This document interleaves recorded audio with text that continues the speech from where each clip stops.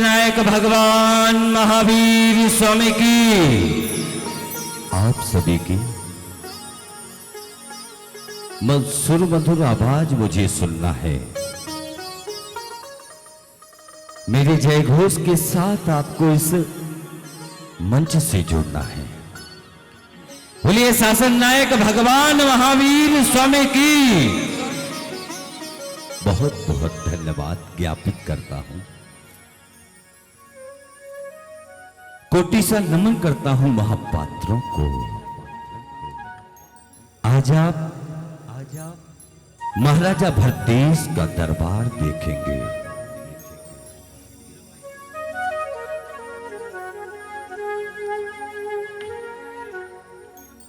आदिनाथ भगवान से लेकर भगवान महावीर स्वामी के चरणों में नमन करता हूं।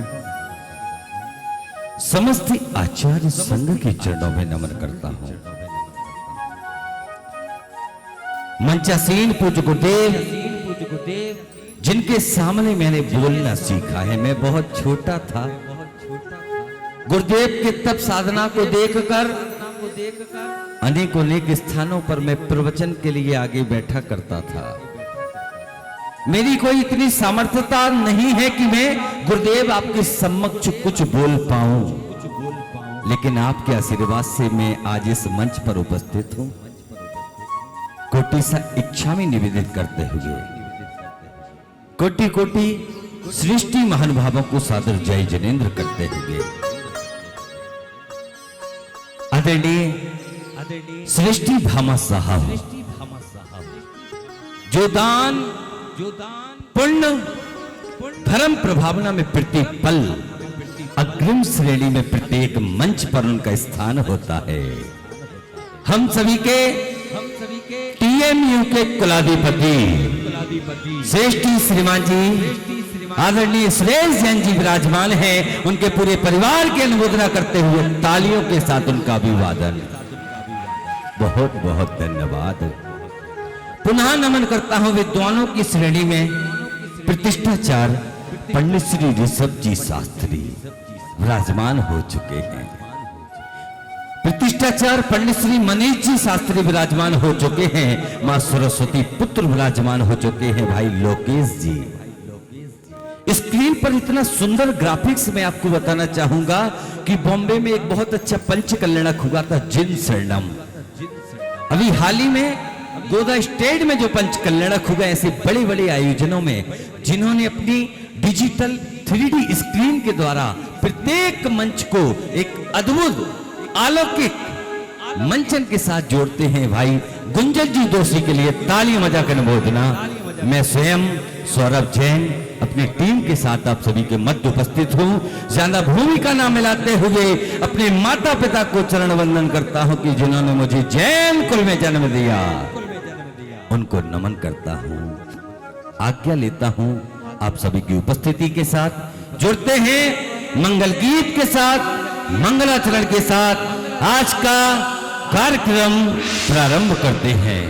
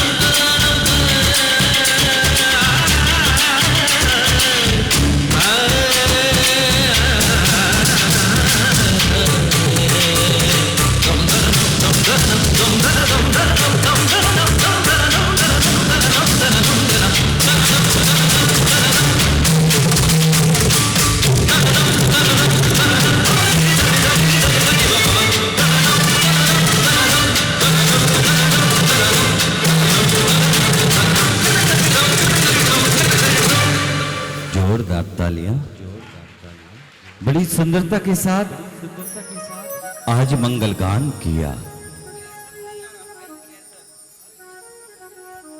आज इस मंच की शोभा को बढ़ाया, मंगल गान के साथ बढ़ाया। मंच पर उपस्थित देख रहे आप, अब आपको जोड़कर चलता हूं। किस प्रकार से अयोध्या के राज दरबार में देश देशांतर से पधारे सभी राजागणों के सम्मान में स्वागत करते हैं, तालियां बजाकर अनुमोदना करते हैं कि आप इस सभा में विराजमान होंगे, जिनका हमें और आपको इंतजार है।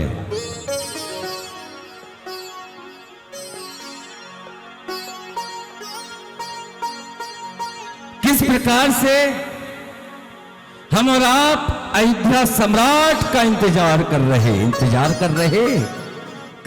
हैं। कौन कौन इंतजार कर रहा? सभी राजागण महारानीगण इंतजार कर रहे हैं सूचना के द्वारा ऐसे विशेष अयोध्या के भूपति सम्राट का आगमन हो, मंत्री और सेनापति के साथ आगमन हो। सावधान, होशियार, अयोध्या नरेश महाराजा राजा चक्रवर्ती सम्राट भूपति सम्राट महाराजा भरतेश महारानी सुनंदा सहित सुभद्रा रानी सहित अयोध्या के राज दरबार में पधार रहे हैं।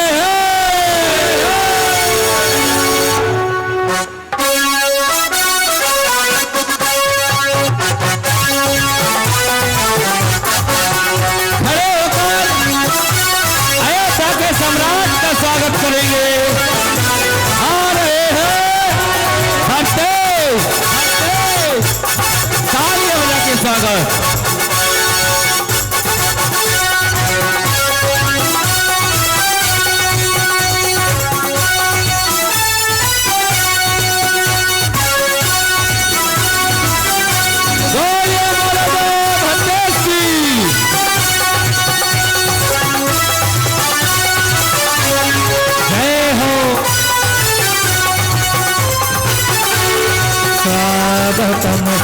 स्वागतम स्वागतम सुस्वागत। आ गए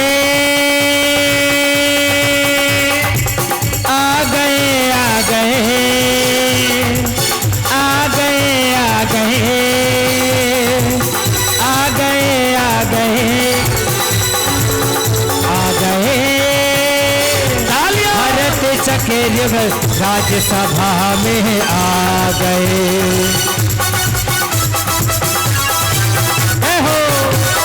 आइए स्वागत है महाराज। स्वागतम सुस्वागतम स्वागतम सुस्वागतम स्वागतम स्वागतम।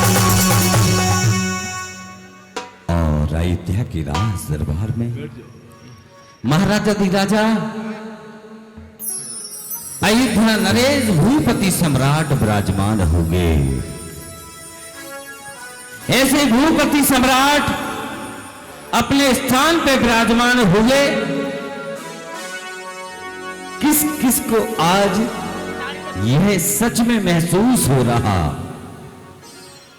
कि अयोध्या होगा तो कैसा होगा, अयोध्या के सम्राट होंगे तो ऐसे होंगे। सच में एक बार ताली बजा के इनका अभिवादन कीजिएगा।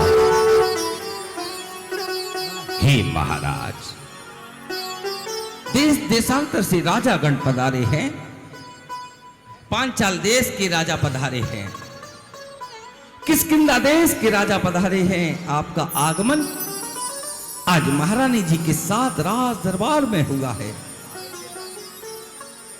आप सभी के सम्मान में राजकीय नृत्यांगनाओं को उपस्थित करना चाहेगा।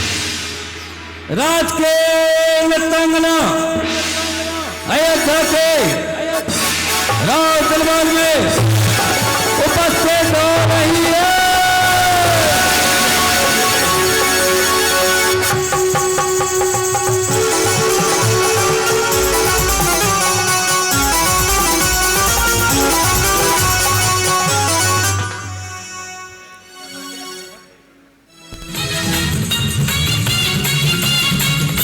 राजा जी की जय हो, महाराजा जी की जय हो। हे महाराज, आज आपके राज दरबार में हम सभी को आने का अवसर मिला है।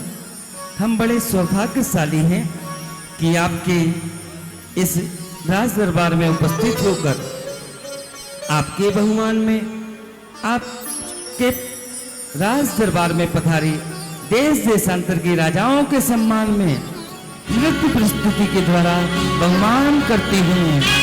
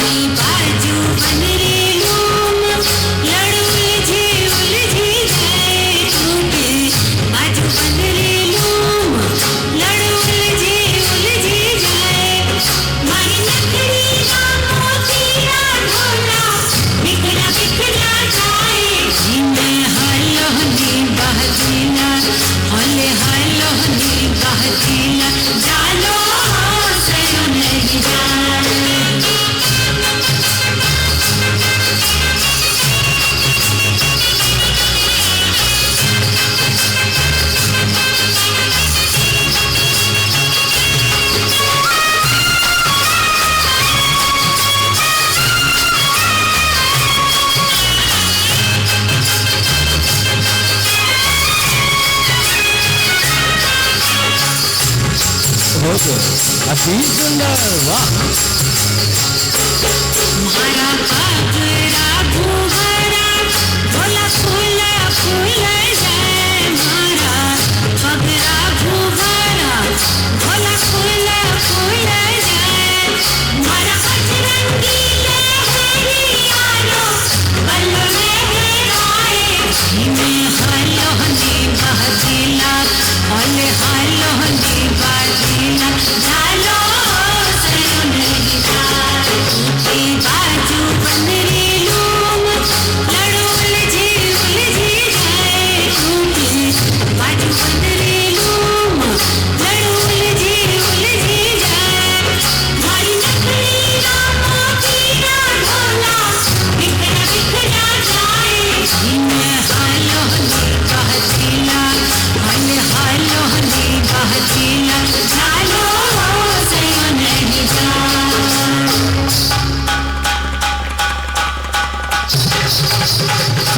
तालियों की आवाज।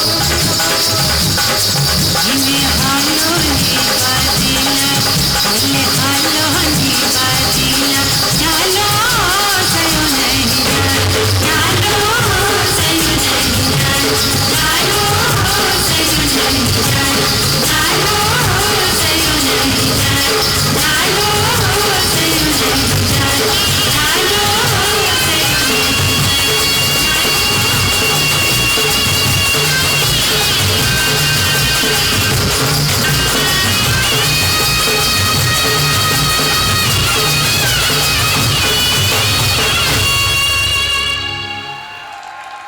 अति सुंदर, अति सुंदर।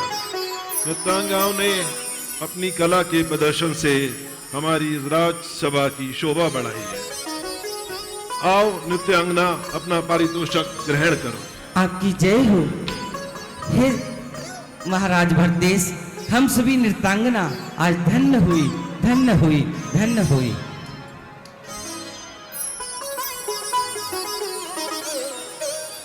हे राजन, आपने मुझे यह विशेष पारितोषिक दिया है, बोलिए महाराजा भरतेश की।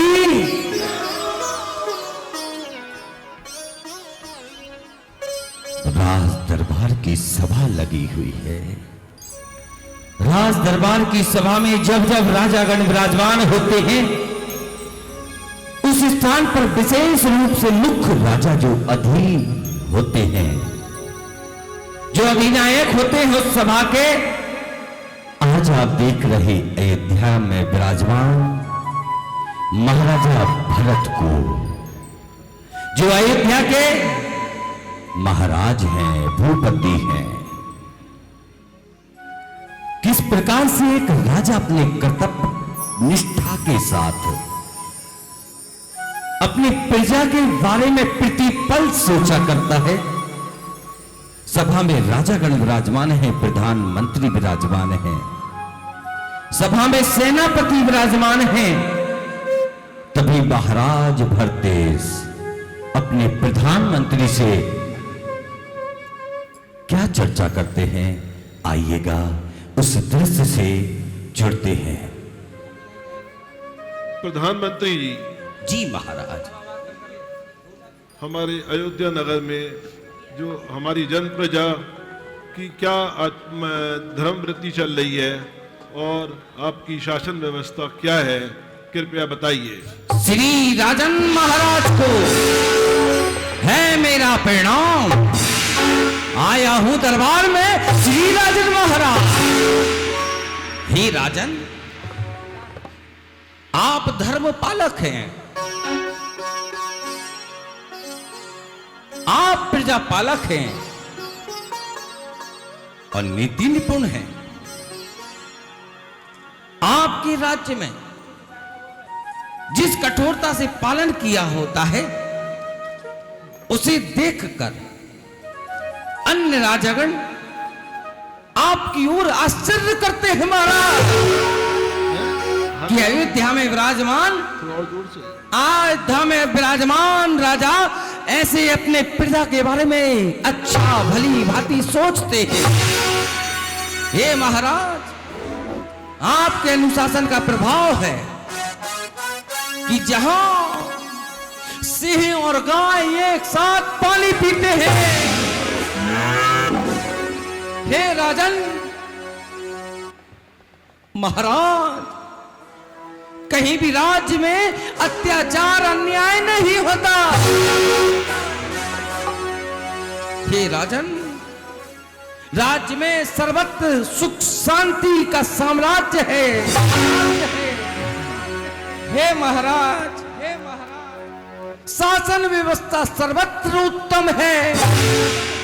आपकी जय हो, जय हो, जय हो। बहुत अच्छा प्रधानमंत्री जी, आप इसी तरीके से प्रजाजनों के भलाई के लिए कार्य करते रहे। जी महाराज, बोलिए अयोध्या नरेश की। सेनापति जी,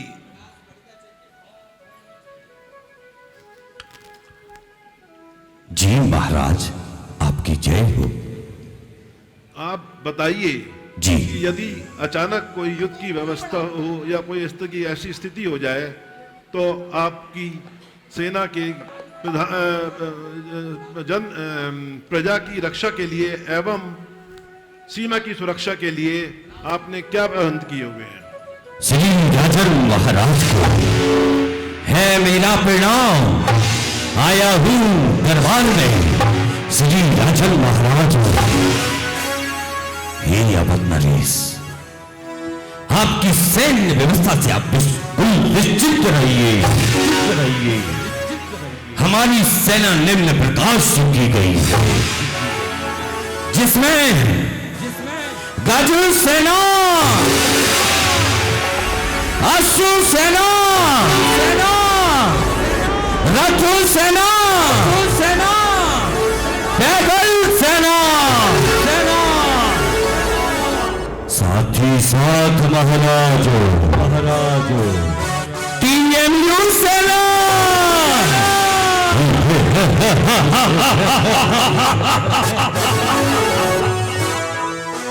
अंग भंग कलिंग सेना,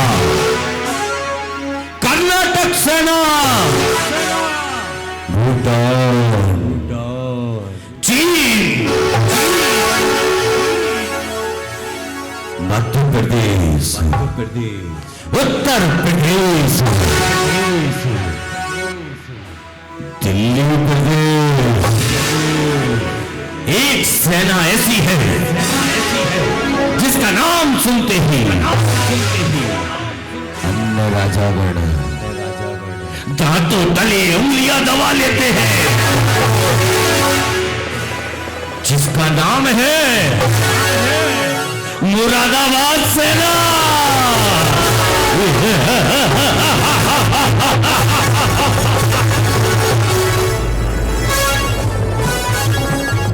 महाराज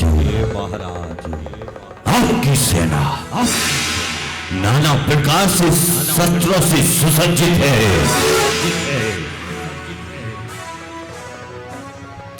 जिसका नाम सुनते हैं किसी की हिम्मत नहीं कि आपके राज्य में एक कदम भी बढ़ा दे। आप निश्चिंत रहिए राजा, मेरी सैन्य व्यवस्था अति सुंदर है। आपकी जय हो, आपकी जय हो। बहुत अच्छा। आप इसी तरीके से प्रजा हित में एवं राज्य हित में अलर्ट प्रबंध अपने रखिए और इसी तरीके से कार्य करते रहिए। बोलिए महाराजा अवध नरेश की। राजा जी की जय हो, जय हो, जय हो। राजा जी की जय हो, जय हो, जय हो, जय हो। महाराजा जी की जय हो, जय हो, जय हो, जय हो।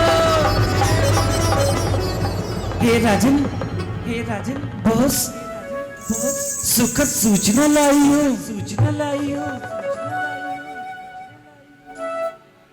सुना दूं या नहीं? कहो दूत, कैसे आना हुआ?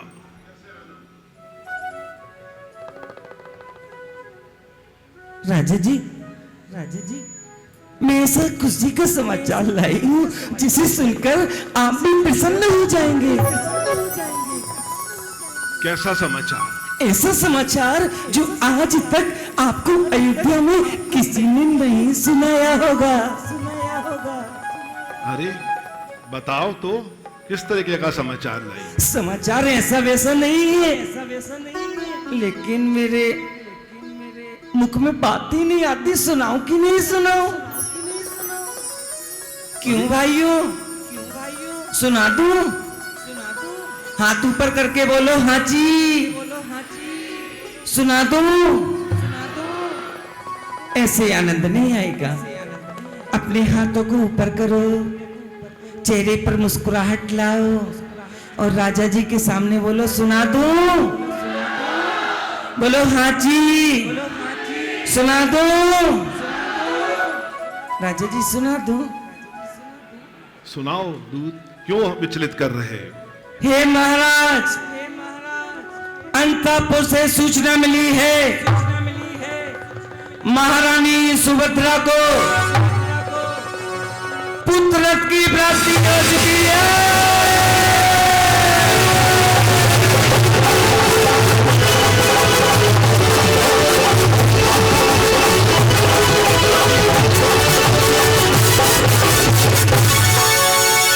अति सुंदर, अति सुंदर। हाँ। अति प्रसन्नतादायक आपने समाचार सुनाया है। जी महाराज, इतना प्रसन्नता पूर्वक समाचार सुनाया तो पारितोषक बनता है। हाँ। आओ दूत, अपना पारितोषक ग्रहण करो। आपकी जय हो। बोलो अयोध्या नरेश की, अयोध्या नरेश की। राजा अयोध्या की सम्राट अपने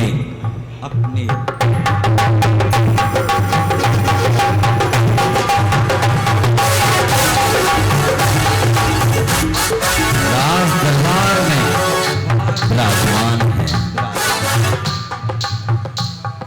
राज दरबार में विराजमान है।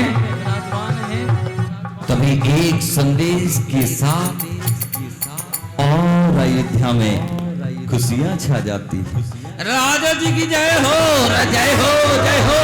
महाराज की जय हो, जय हो, महाराज की जय हो। अवध नरेश की जय हो। आओ दूत, कैसे आना हुआ?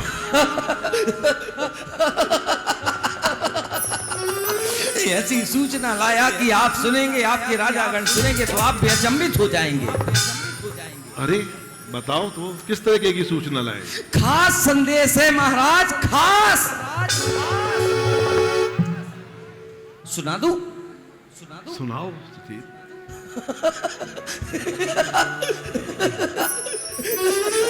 मुझ से बात ही नहीं निकलती। सुना दूं? अरे बताओ दूत, किस तरीके की सूचना लाए? सुना देता हूं। हे महाराज, आयुध सालों से सूचना लाया हूं। आज बहुत हर्ष का दिन है। सुना दूं? सुनाओ सब। आयुध साला से सूचना आई है महाराज। आपको महाराज एक तेज पुंजवान, हजार देवों के रक्षित, अलौकिक, कांतिमय एक चक्ररथ प्रकट हो चुका है।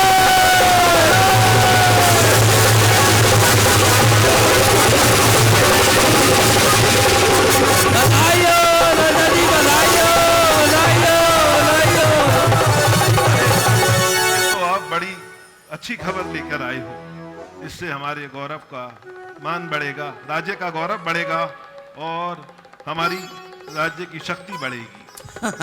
महाराज ऐसा सुख समाचार सुनाया है तो महाराज आप समझ रहे होंगे। आओ दूत, अपना पारितोषक ग्रहण करो। आप समझ गए महाराज। अयोध्या के महाराज की जय हो, जय हो। राजा जी आपकी जय हो, जय हो।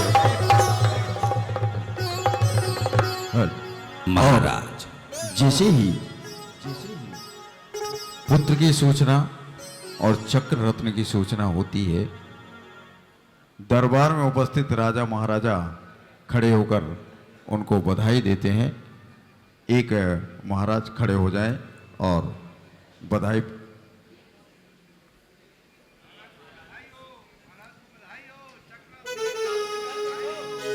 और अब से राजा भरत चक्रवर्ती भरत कहलाने लगे और उन्होंने राजाओं ने उनको पुत्र रत्न की और चक्र प्राप्त होने की, चक्रवर्ती पद प्राप्त होने की बधाइयां दी। और चलते हैं आगे मंचन की ओर। आइएगा, हम सभी महाराज को बधाई पुनः दे देते हैं। हाथ ऊपर करके बोलो बधाइयो, हाथ ऊपर करके बोलो, मंद मंद मुस्कुरा के बोलो बधाइयो। ऐसे आनंद नहीं आया। अगर भोजन किया हो तो पेट से गले तक आवाज को निकालो, मेरे साथ बोलो, बधाई हो, बधाई हो, बधाई हो।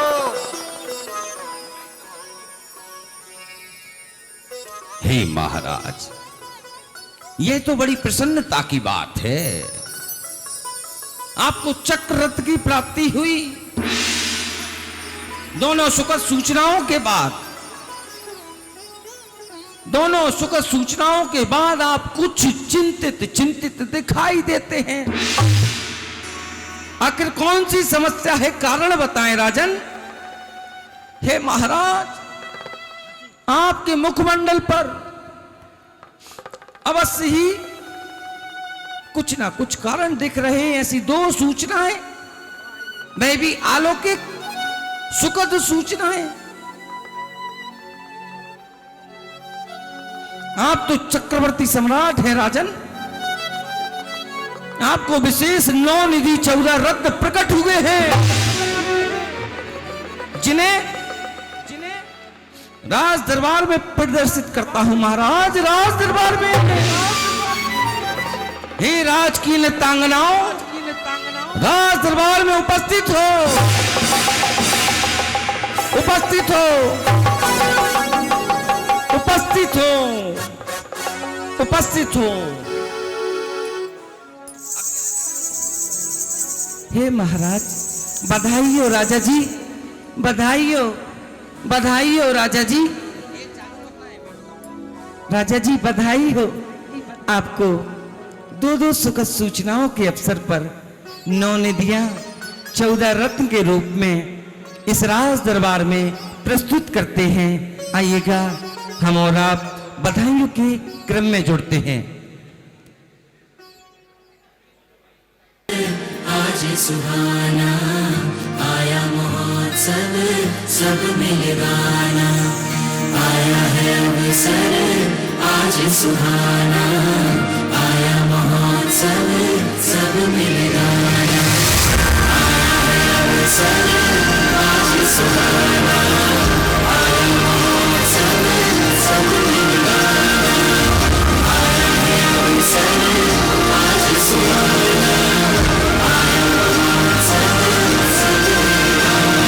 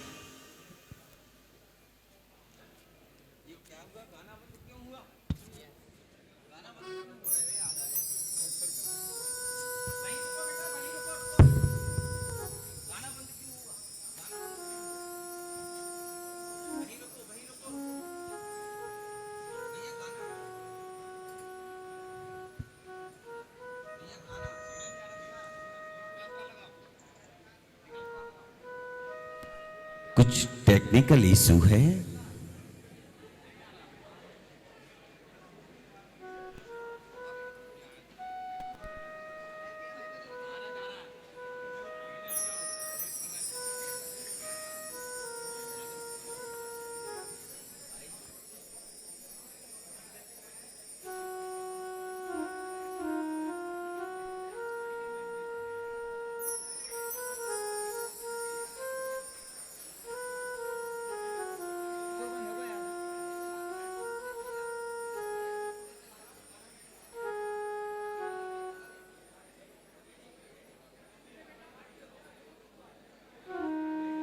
आज सुहाना आया महोत्सव सब मिल गाना, आया है अवसर आज सुहाना, आया महोत्सव सब मिल गाना, आया है अवसर आज सुहाना, आया महोत्सव सब मिल गाना, आया है अवसर आज सुहाना,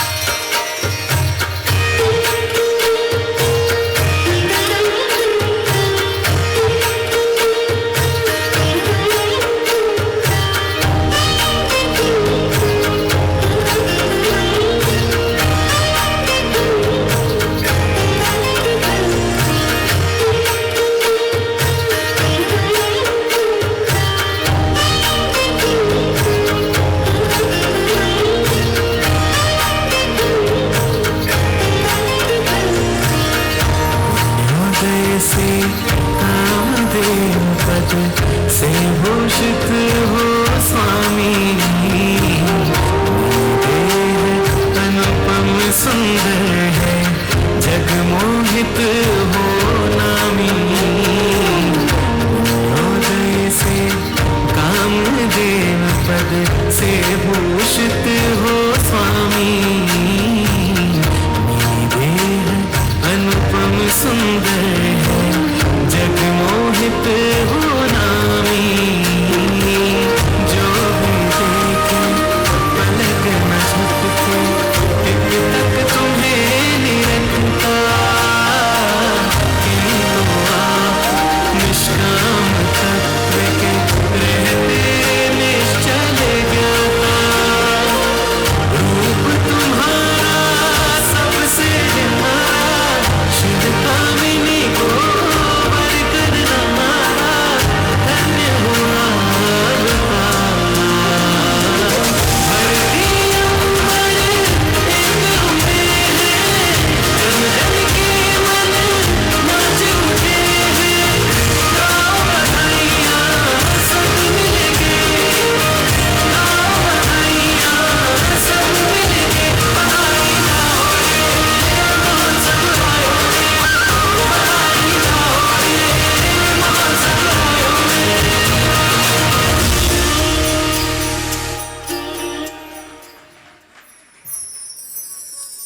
बोलिए अयोध्या नरेश महाराज भरतेश की, महाराज भरतेश की, महाराज भरतेश की। अयोध्या के राज दरबार में प्रथम और द्वितीय शुभ समाचार मिलने के बाद महाराज भरत के आंगन में 9 निधियां और 14 रत्न प्रकट हो जाते हैं। पहली निधि नैशर्प निधि, इसकी सहायता से चक्रवर्ती गांव शहर आदि की रचना करता है। पांडुक निधि, जिसके द्वारा चक्रवर्ती मान उन्मान प्रमाण आदि का ज्ञान कराती है और धन धान्य बीजों को उत्पन्न करने में सक्षम होती है। पिंगल निधि, यह मनुष्यों और त्रियोंचों के सर्वविध आभूषणों की विधि का ज्ञान कराने वाली और उनको आभूषण प्रदान कराने वाली निधि है। चौथी निधि सर्वरत्न निधि है। इसे माणिक्य, पद्मराग, बैडूर्य आदि बहुमूल्य रत्न इसी से प्राप्त किए जाते हैं। महापद निधि, यह शुद्ध व रंगीन वस्त्रों को उत्पादन करने वाली होती है। काल निधि, यह भूत भविष्यत और वर्तमान तथा कृषि कर्मों का कला व्याकरण शास्त्र आदि का ज्ञान कराने वाली निधि होती है। सातवीं निधि महाकाल निधि, यह सोना, चांदी, मोती, प्रवाल, लोहा आदि खाने उत्पन्न कराने वाली होती है। आठवीं निधि मानव निधि, यह युद्ध नीति, दंड नीति आदि का तथा कवच, ढाल, तलवार आदि दिव्य आयुष्यों को प्रदान करने वाली होती है। इस तरह से चक्रवर्ती को एक और निधि प्राप्त होती है जिसे शंख निधि के नाम से जाना जाता है। यह अनेक प्रकार के वाद्य, नाट्य, नाटक आदि की विधि का संपूर्ण ज्ञान कराने वाली होती है। इस तरह से 9 निधियों के रूप में चक्रवर्ती के पास प्रकट होती हैं और इन निधियों की खासियत यह है कि ये समस्त निधियां गाड़ियों के रूप में होती हैं और सदैव चक्रवर्ती के साथ ही चलती हैं। इस तरह से चक्रवर्ती को ये 9 निधियां प्राप्त हुई। साथ ही 14 रत्न, जिनमें 7 जीव और 7 अजीव रत्न प्राप्त हुए। जीव रत्नों में गजरत्न, अश्वरत्न, गृहपति रत्न, स्थपति रत्न, सेनापति रत्न, जो युद्ध में जीत दिलाने वाला होता है, और जो महाराज की मुख्य रानी होती है, जिसे हम पटरानी के नाम से जानते हैं, वो भी एक रत्न की संज्ञा उसे दी गई है। पुरोहित रत्न, यह सभी तरह के धार्मिक अनुष्ठानों को कराने वाला और सर्व तरह की विद्याओं में निपुण होता है। इस तरह से 7 जीव रत्नों के साथ 7 अजीव रत्न भी प्रकट होते हैं। प्रथम रत्न, जिसकी सूचना महाराज चक्रवर्ती को दी गई, शत्रुओं का संहार करने वाला, समस्त दिशाओं को जीतने में सक्षम ऐसा चक्र रत्न उन्हें प्राप्त होता है। दूसरा, छत्र रत्न प्राप्त होता है, जो 12 योजन लंबा और चौड़ा छत्र होता है। यह युद्ध के समय सेना को संरक्षित करने में अपना योगदान देता है। तृतीय, खड़ग रत्न, जो एक साथ एक बार घुमाने से 12,000 शत्रुओं का सर्वनाश करने की शक्ति रखती है एक बार घुमाने से।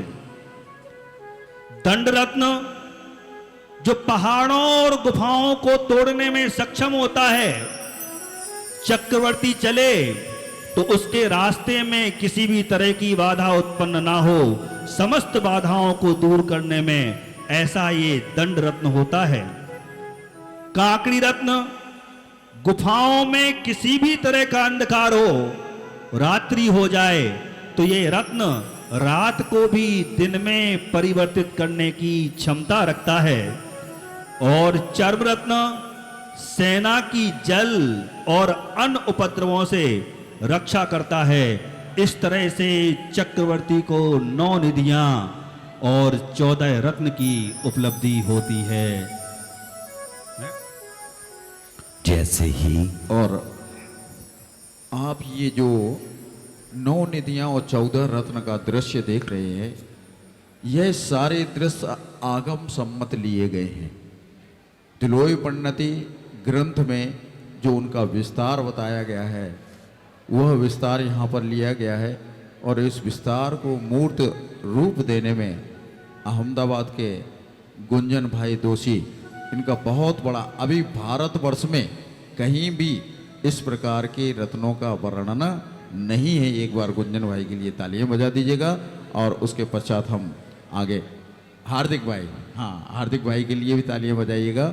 और इसके बाद आगे सभा सौरभ के पास। अयोध्या के राज दरबार में महाराजा भरतेश विराजमान हैं, देश देशांतर के राजागण विराजमान हैं। महाराजा महारानी कुछ विशेष रूप से तत्व चर्चा करते हैं।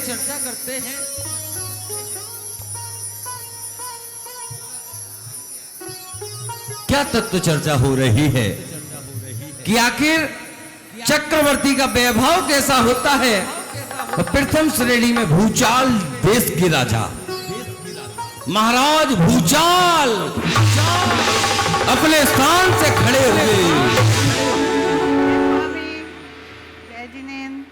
जय जिनेन्द्र देवी। चक्रवर्ती का वैभव कैसा होता है, कृपया बताएं। हे प्रिय, हे सुलोचना, ध्यान से सुनो। चक्रवर्ती अत्यंत वैभवशाली होता है। चक्रवर्ती के 14 रत्न 9 निधियां होती हैं। चक्रवर्ती के 96,000 रानियां भी होती हैं। चक्रवर्ती दिव्य भोज कर सकता है। उसको 10 प्रकार के भोग सामग्री और सेना, दिव्य सेना की प्राप्ति होती है, जिसके अपने इच्छा अनुसार वो उनका भोग कर सकता है।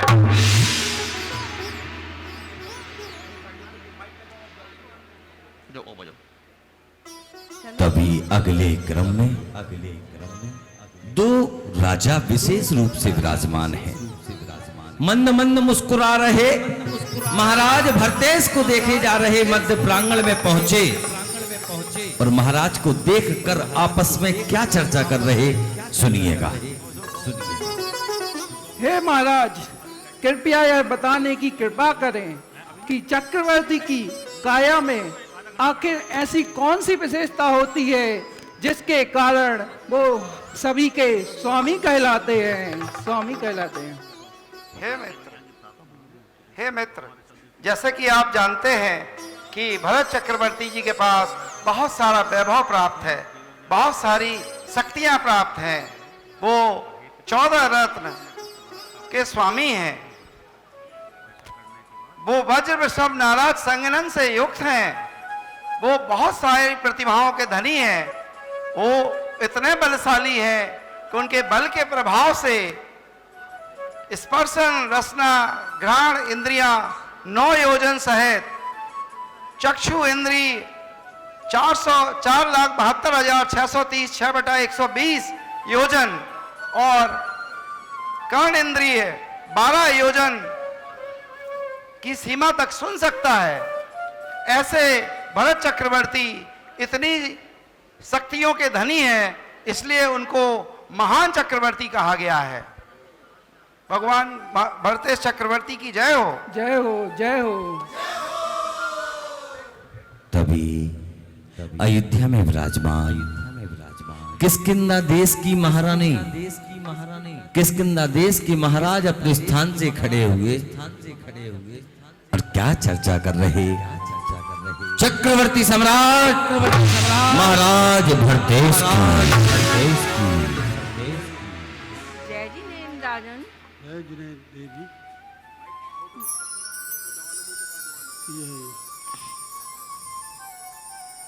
महाराज, मेरे मन में तीव्र जिज्ञासा उत्पन्न हो रही है, कृपया उसको शांत करें। वह यह कि क्या चक्रवर्ती के लिए युद्ध करना अनिवार्य है? हे राजरानी, मैं आपकी जिज्ञासा को शांत करता हूँ, बताता हूँ कैसे। ये एक ऐसा नियोग है, हाँ, ये एक ऐसा नियोग है जो जिस राजा के आयुधशाला में चक्र रत्न की उत्पत्ति होती है, वो 6 खंडों के राजाओं को अपने अधीन में ले लेता है। कोई इच्छा हो या भावना हो, उसके विशेष महत्व नहीं होता है। आशा है आप मेरी जिज्ञासा शांत हो गई होगी मेरी बातों से। महाराज, मेरी जिज्ञासा शांत हुई। ठीक है। और तभी अयोध्या में विराजमान पांचाल देश के राजा, पांचाल देश के राजा अयोध्या नरेश महाराज भरतेश को देख रहे। महाराज भरतेश सिंहासन पे विराजमान होकर सभी की मंगल भावनाओं को देखकर मंद मंद मनी मन मुस्कुरा रहे। आप उन्हें देख सकते हैं कि राज सिंहासन पे विराजमान ऐसे महाराज भरतेश विराजमान हैं। पांचाल देश के महाराज एवं महारानी अग्रिम श्रेणी में उपस्थित होते हैं। और क्या कह रहे हैं महाराज एवं महारानी पांचाल देश के? हे स्वामी, क्या आप जानते हैं कि चक्रवर्ती के पास कितनी निधियां होती हैं? बताइए प्रिय, बताइए। मैंने महाराज जी से, गंधर्व परमेश्वर जी से दिव्य ध्वनि में सुना था। उन्होंने एक श्लोक बोला था रत्नकरण शावकाचार्य का। उसमें उन्होंने बताया था, नवनिधि सप्तद्वैरथ नाधीशा सर्वभूमिपत्यश्चक्रम वर्तयुतम प्रवंते स्पष्ट दशा छत्र मौलि शेखर चरणा। अर्थात चक्रवर्ती सम्राट नवनिधि 14 रत्नों के स्वामी होते हैं, 6 खंडों के अधिपति होते हैं, 5 मलेच्छ खंड और 1 आर्य खंड के अधिपति होते हैं। अब सभी सभासद और परिषद के सदस्य जरा ध्यान से सुनो। एक बात मैं कहना चाहता हूं कि हमारे चक्रवर्ती जी का पुण्य इतना तीव्र होता है, इतना तीव्र होता है कि सारी विद्याएं और दैवीय शक्तियां इन्हें सहज रूप से प्राप्त हो जाती हैं। और उन देवी शक्तियों का और उन विद्याओं का हमारे चक्रवर्ती जी जब चाहें अपनी सुविधा अनुसार नानाविध कार्यों के लिए उपयोग कर सकते हैं। तो एक बार बोलिए, महाराजा चक्रवर्ती जी की जय। जय हो, जय हो स्वामी, जय हो। अयोध्या में विराजमान कश्मीर देश के महाराज, उनका मुखमंडल देखकर आप सच में समझ सकते हैं कि कश्मीर देश से पधारे। और उनकी महारानी कुछ प्रश्न कर रही महाराज भरत को देखकर, और क्या वह समाधान प्राप्त करती हैं, सुनिएगा उनकी बात को। हे राजन, मेरी एक जिज्ञासा है। कहिए महारानी। सम्राट चक्रवर्ती के दशांग भोग क्या होते हैं? कृपया विस्तार से बताइए। जरूर। चक्रवर्ती सम्राट सदैव दिव्य भोगों का भोग करता रहता है। देवों द्वारा जो उन्हें ये दिव्य भोग प्राप्त होते हैं, उनका वर्णन संक्षिप्त में सुनिए। सबसे पहले दिव्य महल, दिव्य महल के बाद दिव्य महल के बाद दिव्य भोजन, दिव्य रत्न, दिव्य निधियां, दिव्य रत्न, दिव्य निधियां, दिव्य सेना, दिव्य वाहन, दिव्य आसन, दिव्य शैया। इसी प्रकार चक्रवर्ती को ये 10 तरह के दशांग वैभव प्राप्त होते हैं। इन्हीं वैभवों का भोग करते हुए चक्रवर्ती असीम आनंद और सुख की प्राप्ति करता है। देवी धन्यवाद महाराज। बड़ी सुंदरता के साथ सभा की शोभा को बढ़ाया, अनुमोदना की। महाराज भरतेश विराजमान है तभी कर्नाटक प्रदेश के महाराज अपनी महारानी के साथ अयोध्या की मध्य प्रांगण में उपस्थित होते हैं। महाराज को देख रहे, महारानी को देख रहे, प्रणाम करते हुए उनकी महारानी क्या कहती हैं, और महाराज ने मंद मंद मुस्कुरा के उनको, हे स्वामी, हम सभी सभासदों को चक्रवर्ती की महारानियों के बारे में, के संबंध में बताने का कुछ कष्ट करें। बहुत सुंदर देवी, तुमने बहुत सुंदर प्रश्न किया है। भगवान के असीम अनुकंपा से महाराजा धीराज चक्रवर्ती भरतेश के अंदर पृथक विक्रिया शक्ति है, जिसके कारण वो 96,000 शरीर धारण कर सकते हैं। उनके द्वारा दिग्विजय कर जब निकलते हैं तो उनकी दिग्विजयी सेना को देखकर राजा उनकी अधीनता को स्वीकार कर लेते हैं। वही राजा अपनी कन्याओं का विवाह महाराज भरतेश से कर देते हैं। इस प्रकार आर्यखंड की 32,000, विद्याधरों की 32,000 और मलेक्ष खंड की 32,000 रानियां भरतेश को प्राप्त होती हैं। इस प्रकार 96,000 रानियां भरतेश के सुपुर्द आपकी सेवा में रहती हैं। परंतु इसमें महारानी सुभद्रा पटरानी के रूप में विराजमान है।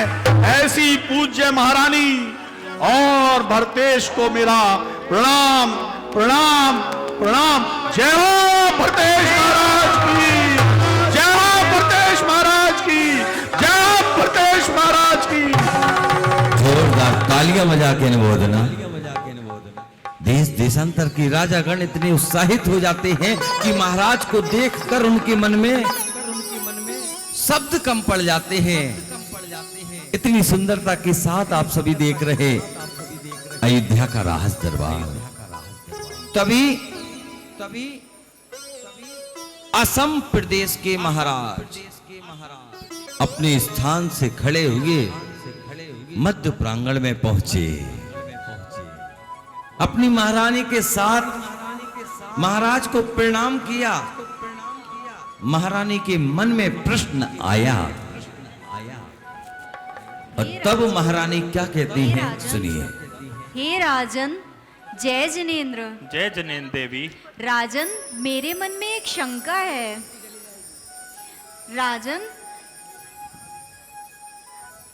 चक्रवर्ती के इसके अलावा और कौन कौन से वैभव होते हैं? महारानी, चक्रवर्ती के वैभव को अपने शब्दों में व्यक्त करना मुश्किल है, लेकिन आपकी जिज्ञासा है तो मैं आपको चक्रवर्ती के कुछ वैभव बताता हूँ। 24 दक्षिण मुखावर्त शंख, 1 लाख करोड़ हल, 1 करोड़ थालियाँ, 84 करोड़ रथ और हाथी, 18 करोड़ घोड़े, 84 करोड़ उत्तम वीर और 7 प्रकार की सेना प्रमुख होती हैं। महारानी, क्या मैं आपकी शंका का समाधान कर पाया? जी राजन, मुझे अपनी समस्या का समाधान मिल गया। जय हो चक्रवर्ती। और यह चर्चा चली रही थी कि तभी अयोध्या में दूत का आगमन होता है। शाम होने को आई, मलनिया रोटी ना लाई। शाम होने को आई, आई मलन रोटी ना लाई, शाम होने को आई मलन रोटी ना लाई। चलते चलते चलते चलते चलते चलते कहाँ चलाऊं, कहाँ चलाऊं, कहाँ चलाऊं, कहाँ चलाऊं, अरे कहाँ चलाऊं, कहाँ चलाऊं। शाम होने को आई मलन रोटी ना लाई, शाम होने को आई मलन रोटी ना लाई। अरे बनमाली, किस बात की बधाई दे रहे हो जो इतना प्रसन्न हो? ए मंत्री जी, पहले मेरे टोकरा तो उतरवा दो। ठीक है, लाओ भाई लाओ, ये टोकरा उतरवा देता हूँ, लाओ। पकड़ो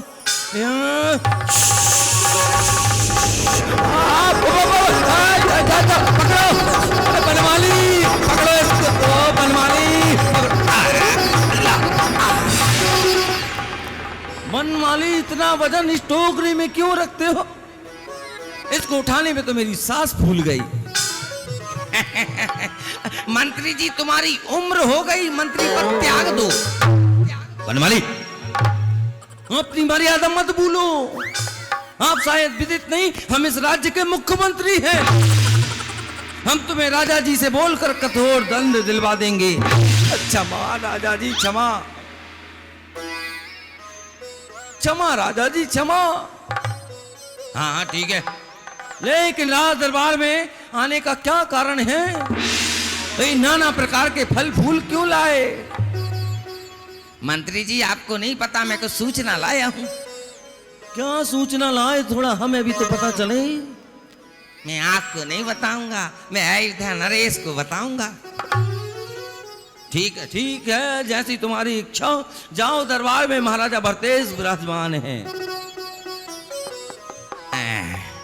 अयोध्या नरेश की जय हो, जय हो, जय हो, जय हो, जय हो, जय हो, जय हो।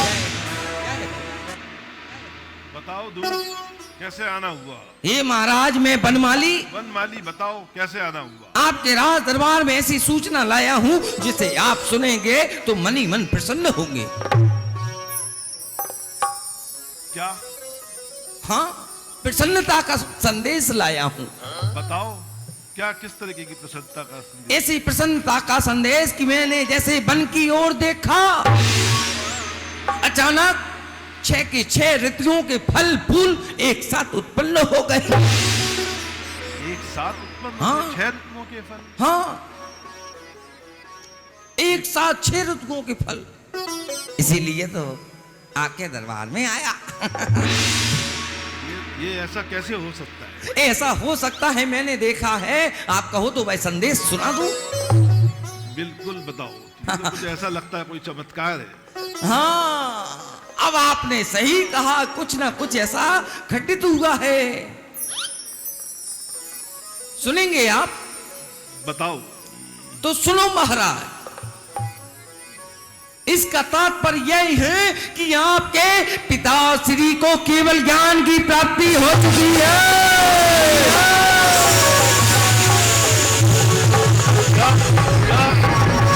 क्या कह रहे हो? पिताजी को केवल ज्ञान प्राप्त हुआ है?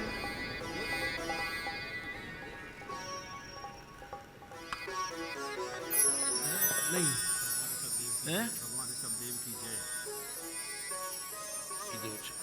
भगवान ऋषभ देव की जय, भगवान ऋषभ देव की जय, भगवान ऋषभ देव की जय हो, जय हो। पिताजी को केवल ज्ञान प्राप्त हुआ है, ये तो बहुत ही सुख समाचार बताया। हाँ राजा जी, बहुत सुख संदेश। आपका पिताश्री को केवल ज्ञान की प्राप्ति हो गई। पुत्र भरत ने प्रणाम किया। जय हो, जय हो। पिताजी को मेरी तरफ से मैं अपना संदेश भेज रहा हूँ, प्रणाम भेज रहा हूँ, कृपया करके स्वीकार करें। हाँ। नमोस्तु भगवान, नमोस्तु भगवान। हाँ महाराज, आपने तो प्रणाम कर लिया, सभी राजागण विराजमान हो गए। अभी महाराज आप इतनी अच्छी सूचना लाया हूँ, तब आप समझ सकते हैं मेरे हाथों में थोड़ी थोड़ी खुजली हुआ बाबा महाराज। क्यों परेशान हो रहे हो? तुम्हारा पारितोषिक तुम्हारे को मिलेगा। अच्छा महाराज समझ गए, इसलिए तो अयोध्या सम्राट कहलाते हैं। लाइए लाइए महाराज, लाइए। ये लो नवरत्न कहा। बोलिए महाराज भरतेश की, बोले महाराज भरतेश की। हे राजन, हे महाराज, इतना सुखदाई संदेश लाया हूं। यह बनवाली इतना सुखदाई संदेश लेकर आया। चहुओं कीर्ति यश गुंजायमान है, परंतु आपके चेहरे पर यह बदलाव कैसा? ऐसी कौन सी समस्या है जिसने आपको सोचने पर मजबूर कर दिया? कृपया चिंता का कारण बताएं राजन, चिंता का कारण बताएं। बोलिए महाराज, क्या कारण है चिंता का? प्रधानमंत्री जी, हाँ, मेरी चिंता का कारण ये है कि दिग्विजय मुझे यात्रा पे निकलना है और उसके लिए मेरे को विभिन्न राज्यों के राजाओं से और सबसे मेरे को युद्ध करना पड़ेगा, और उसमें मेरे अपने भी हैं, मेरे भाई हैं, मेरे और भी लोग हैं। तो मैं इसी चिंता में पड़ा हुआ हूँ कि मैं कैसे अपने लोगों से मैं युद्ध करूँगा। हाँ महाराज, आपने सत्य कहा। चक्ररत्न यही संकेत करती है कि आपको दिग्विजय पर जाना पड़ेगा, परंतु आप अपने भाई को लेकर चिंतित क्यों? अन्य राजागण आपकी अधीनता स्वीकार करेंगे महाराज। इसमें पारिवारिक भावना का कोई स्थान नहीं। इसका निदान निकालना श्रेष्ठ है। सोचिए कैसे निदान निकलेगा, कौन इसका निदान निकालेगा, इसका निष्कर्ष कैसे होगा? बोलो राजन।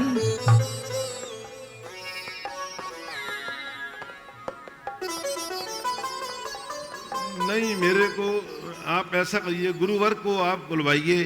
गुरुवर मेरी इस चिंता से मेरे को राय देंगे, उसके हिसाब से फिर मैं आगे। हाँ राजन, आपने बिल्कुल सही कहा, सही कहा। अयोध्या की राजगुरु को राज दरबार में उपस्थित करता हूँ। भाई इस समस्या का समाधान निकालेंगे। सावधान, सावधान। अयोध्या नगर के राजगुरु महात्मन राज दरबार में पधार रहे हैं।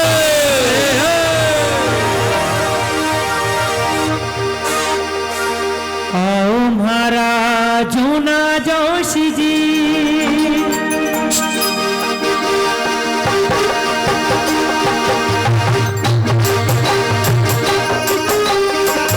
आओ महाराजों ना जोशी जी,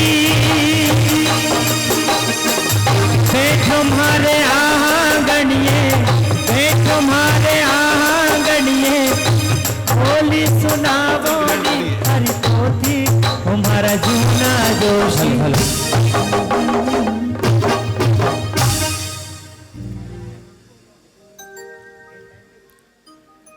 हे महाराज भरतेश, आज अचानक राज दरबार में मुझे क्यों याद किया? कौन सा संकट अयोध्या पर आन पड़ा है जिससे आप इतने चिंतित दिखाई दे रहे हैं? बोले महाराज, बोले महाराज। हे गुरुवर, मेरी चिंता ये है कि मैं को दिग्विजय यात्रा पे मुझे निकलना है। अच्छा। और उसके लिए मेरे को विभिन्न राज्यों में जाना है और वहाँ पे मेरे को युद्ध करना है। उस युद्ध युद्ध में करना मेरे है? अपने भी भाई सगे संबंधी हैं जिनसे मुझे युद्ध करना पड़ेगा। मैं इसलिए विचलित हो रहा हूँ कि मैं इसमें क्या करूँ। गुरुवर, मेरे को आप मार्गदर्शन करें। समस्या तो है, आपको समुद्रण के दर्शन भी करना है, समुद्रण के दर्शन भी करने हैं। जी भगवान। दिग्विजय पर भी जाना है। समस्या तो गंभीर है, फिर भी मेरा एक मत है। यदि प्रधानमंत्री जी इससे सहमत है तो हे स्वामी, आपका परामर्श निश्चित रूप से अनुकरणीय होगा। कृपया शीघ्रता पूर्वक हमारे महाराज की चिंता को दूर करें। हे चक्रेश, समस्या तो गंभीर है। चक्र रत्न की उत्पत्ति यही संकेत करती है, चक्र रत्न की उत्पत्ति, कि आपको 6 खंडों की दिग्विजय पर जाना पड़ेगा। यह भी आवश्यक नहीं कि सभी राजा आपसे युद्ध करें। हो सकता है मैं आपकी शक्ति एवं सामर्थ्य देखकर, आपका सैन्य बल देखकर समर्पण कर दें। फिर भी विपरीत परिस्थिति में युद्ध करना ही पड़ेगा, परंतु उसकी नौबत नहीं आएगी। हे रमाज ऋषि, बहुत ही उचित परामर्श दिया इस समस्या का, बहुत उचित परामर्श दिया कि सभी को दिग्विजय की सूचना पहुंचाई जाएगी। अब मेरी भी जिम्मेदारी बनती है, मैं सभी को दिग्विजय की सूचना पहुंचा दूं। चलो चलो चलो, महाराज भरतेश का आदेश है, अयोध्या से प्रस्थान होकर दिग्विजय यात्रा महाराज भरतेश की निकाली जाएगी, जिसमें सभी राजागण उनकी अधीनता स्वीकार करेंगे।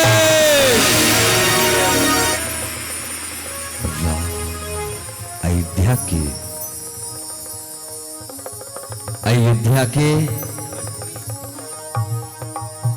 राज दरबार में महाराज भरतेश विराजमान हैं। महाराज भरतेश विराजमान हैं। रात्रि का समय महाराज भरतेश निद्रा मग्न हैं अपने शयन कक्ष में। महाराज भरतेश अपने शयन कक्ष में निद्रा मग्न हैं। महाराज अपने उस निद्रा में देखते हैं 16 स्वप्न।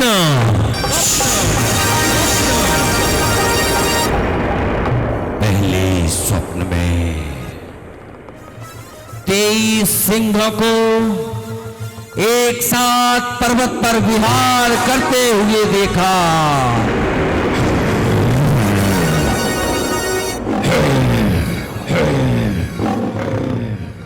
पर्वत पर चढ़ रहे, इसका अर्थ क्या है? इसका अर्थ यह है, जिस प्रकार तीर्थंकर की माता ने 16 स्वप्न देखे, उसी प्रकार पंचम काल में घटित होने वाले 16 स्वप्नों को महाराजा भरत ने देखा, जिसमें प्रथम स्वप्न में 23 सिंह एक साथ पर्वत के ऊपर चढ़ रहे हैं। इस स्वप्न का फल कि 23 तीर्थंकरों के समय में खोटे आचरण वाले मुनिराज नहीं होंगे, अर्थात पार्श्वनाथ भगवान तक खोटे आचरण वाले मुनिराज नहीं होंगे। और यह स्वप्न एवं स्वप्न फल भरतेश वैभव में से लिया गया है। तभी दूसरे स्वप्न में महाराज भरतेश देखते हैं अकेला सिंह,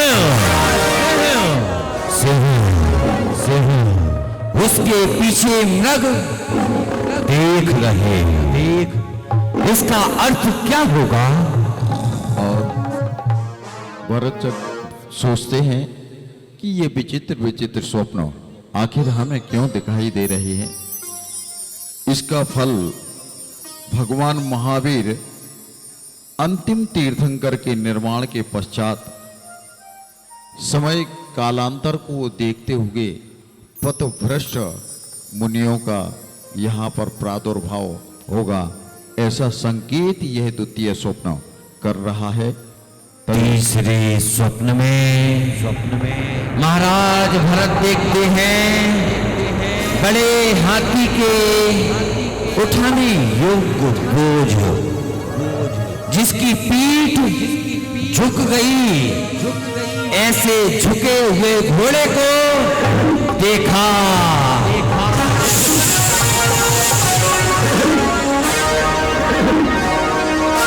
इस दिव्य स्वप्न का फल रहे कि पंचम काल में हीन सहनन होने की वजह से साधु तप से करने में असमर्थ होंगे, ऐसे यह तृतीय स्वप्न का फल कहा गया है। तभी चौथे स्वप्न में महाराज देखते हैं उल्लू को कौवा दुख दे रहा।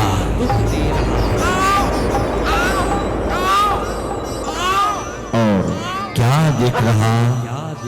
उल्लू कौवा कौवा, उल्लू उल्लू कौवा कौवा कौवा। और इसमें हंस को कौवे सता रहे हैं। इस स्वप्न का फल कि उच्च कुलीन शुभ आचरण से भ्रष्ट होकर खोटे आचरण करेंगे। आप वर्तमान काल में देख रहे हैं जितना जितना व्यक्ति साधन संपन्न होता है वह अपने आचरण से भ्रष्ट होता जाता है, ऐसा संकेत इस स्वप्न में दिखाई दे रहा है। पांचवें स्वप्न में आप देखेंगे कई बकरे सूखे पत्ते खा रहे हैं। यह बकरे सूखे पत्ते खाकर क्या अपना जीवन पालन पोषण करेंगे? यह कैसा स्वप्न है? इसका अर्थ है उच्च कुलीन लोगों का नाश होगा एवं निम्न वर्ग के लोग राज्य करेंगे, ऐसा संकेत इस स्वप्न में दिखाई दे रहा है।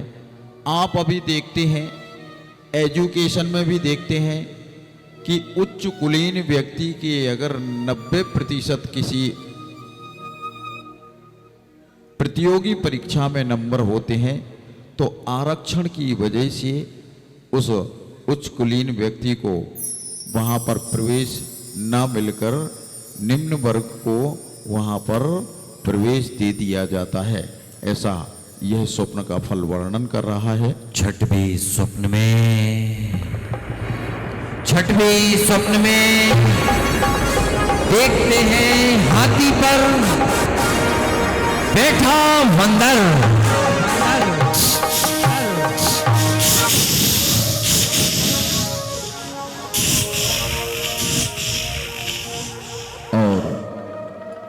यह जीवंत स्वप्न भरत चक्रवर्ती अपनी निद्रा में देख रहे हैं। यह कैसा आश्चर्य है कि हाथी के ऊपर एक बंदर बैठा हुआ है। इसका फल होना चाहिए कि पंचम काल में मुनि धर्म का पालन नहीं करेंगे, व पापी धर्मात्मा लोगों का अपमान करेंगे, ऐसा यह स्वप्न का फल कहता है। तभी और अगले स्वप्न में देखते हैं महाराज भरत नाचते हुए भूत।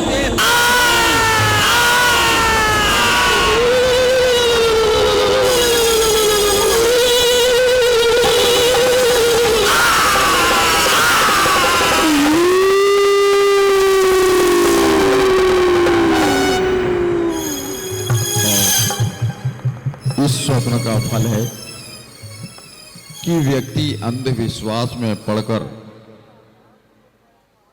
भूत व्यंतरादि की पूजा जिनेंद्र देव के समान करेगा, ऐसा स्वप्न महाराजा भरत चक्रवर्ती ने देखा कि जिनेंद्र भगवान को छोड़कर व्यंतरादि की आराधना उनके समान करना इस स्वप्न का फल दर्शाता है।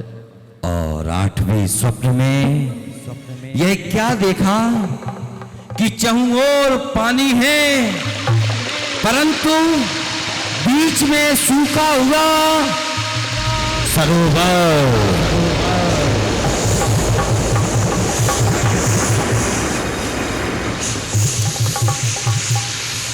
इसका क्या अर्थ है? क्या अर्थ है?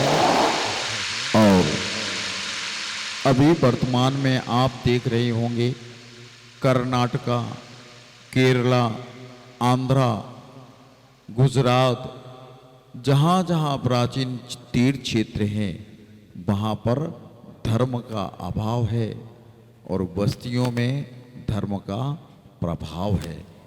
इसका अर्थ यह है कि उत्तम तीर्थों में धर्म का अभाव होगा और हीन स्थानों में धर्म रहेगा, छोटे छोटे स्थानों में धर्म रहेगा। ऐसा यह स्वप्न का फल है। और अगले स्वप्न में महाराज भरतेश निद्रा मग्न हैं। क्या देखते हैं? धूल से ढकी हुई रत्न राशि। यह कैसे रत्न हैं जो धूल से ढके हुए हैं? ऐसा क्या परिवर्तन है? इनका क्या फल है? सुनिएगा। और धूल से ढकी हुई रत्न राशि का फल कि आज के वर्तमान काल में, पंचम काल में अच्छे गुणों की प्रशंसा नहीं होगी, गुण ढक जाएंगे और अवगुणों की प्रबलता होगी। ऐसा यह स्वप्न कहता है, स्वप्न का फल कहता है। और अगले स्वप्न में क्या देखते हैं कि एक कुत्ता पूजन सामग्री को खा रहा। ऐसा क्यों हो रहा? ऐसा क्यों परिवर्तन आया? इसका क्या अर्थ है? और स्वप्न का फल कहता है कि कुपात्र पात्र के समान आदर पावेंगे। जो जिस वस्तु के काबिल नहीं है उनको भी आदर प्राप्त होगा। ऐसा यह स्वप्न का फल वर्णन कर रहा है। तभी अगले स्वप्न में देखते हैं एक तरुण बैल। तरुण बैल क्यों दिखे? इसका क्या अर्थ है? सुनिएगा। और यह तरुण वृषभ पंचम काल में धर्म की डोर को युवा संभालेंगे। वृद्धावस्था में धर्म के प्रति अरुचि रहेगी, लेकिन युवा लोग धर्म के पथ पर आगे बढ़ेंगे। आप अभी देख रहे होंगे कि पूज्य विशुद्ध सागर जी महाराज, पूज्य वसुनंदी जी महाराज, पूज्य आचार्य समय सागर जी महाराज, पूज्य आचार्य विद्यासागर जी महामुनिराज, जिनके संग में बाल ब्रह्मचारी युवा मुनिराज हो रहे हैं। अर्थात भरत चक्रवर्ती ने यह स्वप्न पूर्व में ही देख लिया था। तभी अगले स्वप्न में महाराज निद्रा मग्न हैं कि उन्होंने देखा चंद्रमा में तरीमंडल, अर्थात ऐसा घेरा देखा जिसकी किसी ने कल्पना नहीं की थी। इसका क्या अर्थ होगा? इस स्वप्न का फल पंचम काल में अवधि एवं मनः पर्याय ज्ञान नहीं होगा। मुनिराजों को अवधि ज्ञान और मनः पर्याय ज्ञान नहीं होगा, ऐसा यह स्वप्न वर्णन करता है। तभी अगले स्वप्न में देखते हैं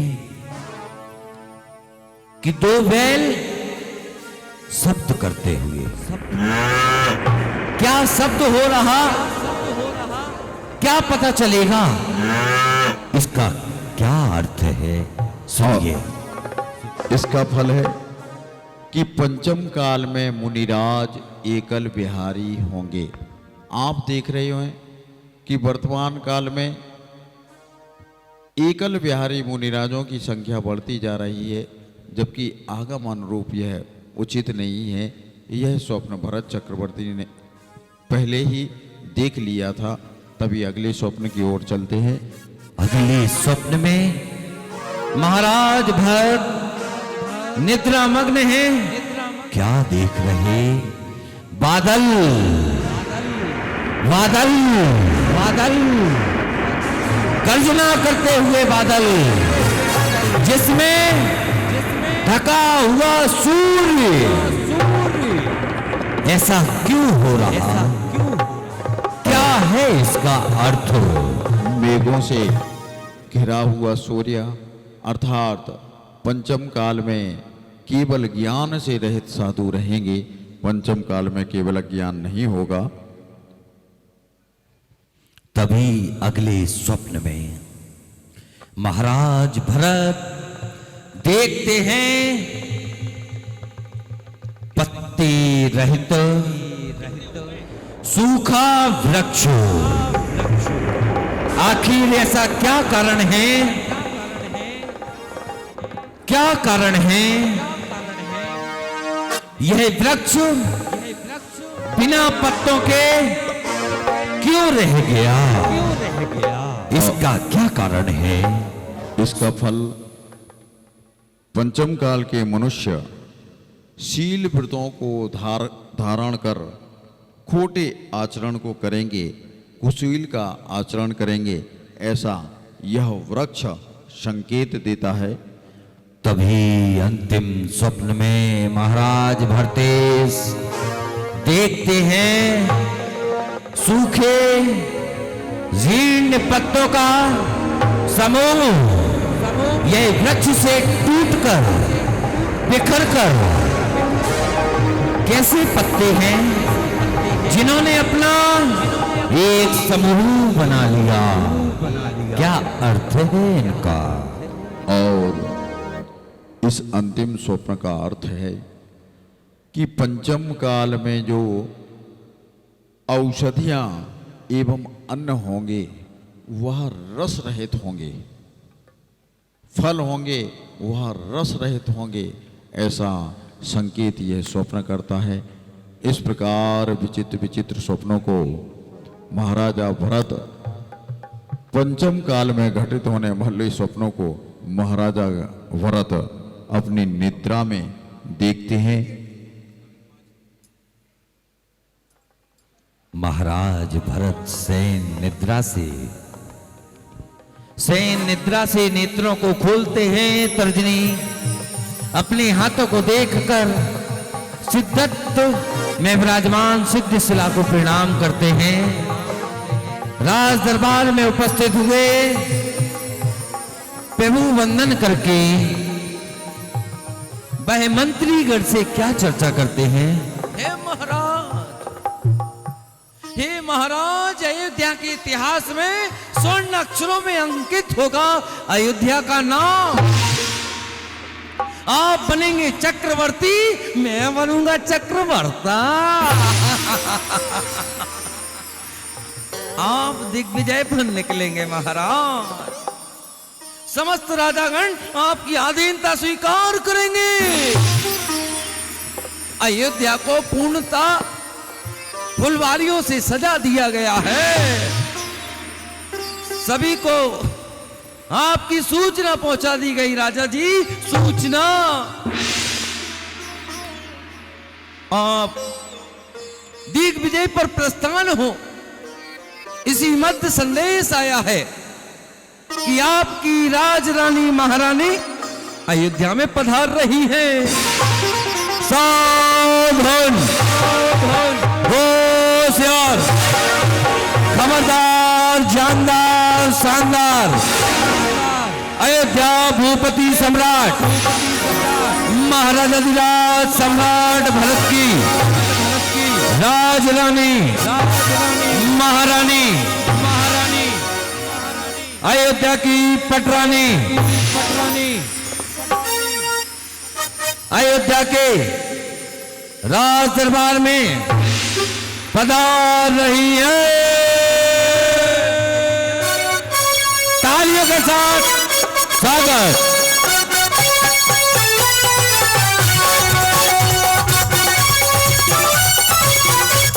बोलिए महारानी सुभद्रा की जय हो। बोलिए महारानी सुभद्रा की।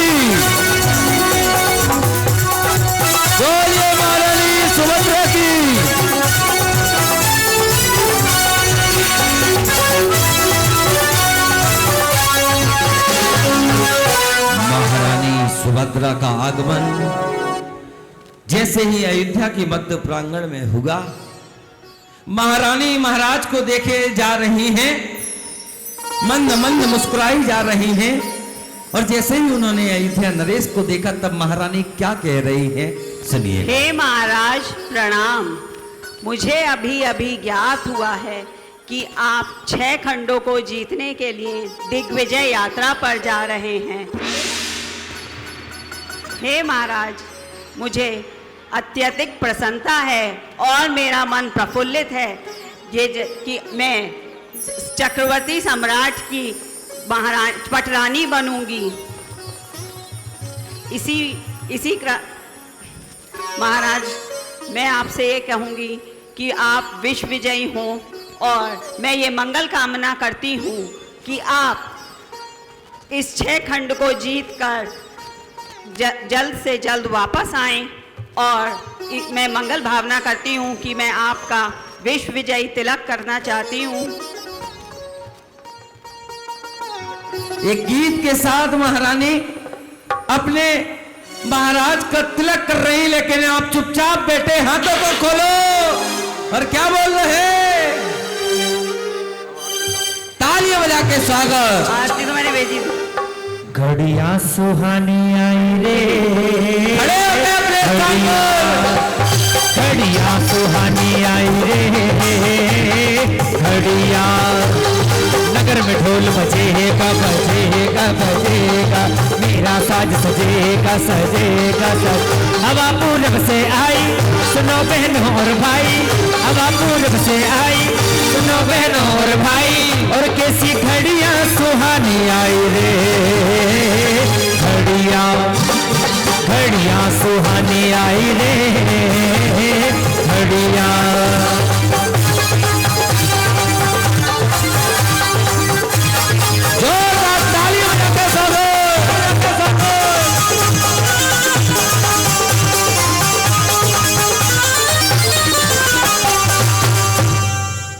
महारानी, आप बिल्कुल निश्चित रहिए, मैं जल्दी दिग्विजय यात्रा से लौट के आऊंगा और समस्त राज्य को जीतकर अपने अधीन करके आऊंगा, और जल्दी ही मैं आप जो है मैं चक्रवर्ती राजा बनूंगा।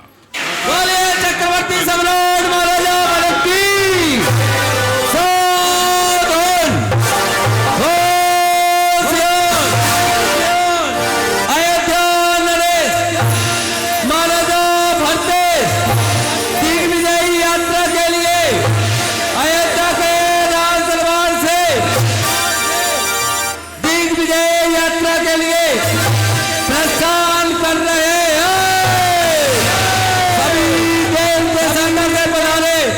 राजागण महाराजा भरतेश के साथ दिग्विजय यात्रा के लिए प्रस्थान कर लेंगे।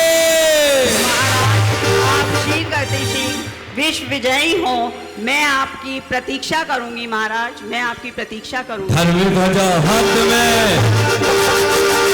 धर्म ध्वजा हाथ में, मेरे साथ साथ है, हर देश की सेना चली, हर देश की सेना चली, हर देश की सेना चली, चक्रवर्ती की सेना चली। अरे धर्म ध्वजा हाथ में, धर्म ध्वजा हाथ में, वीर साथ साथ है, वीर साथ साथ है, धर्म ध्वजा हाथ है, वीर साथ साथ है, घंटे की सेना चली, हर देश की सेना चली, हर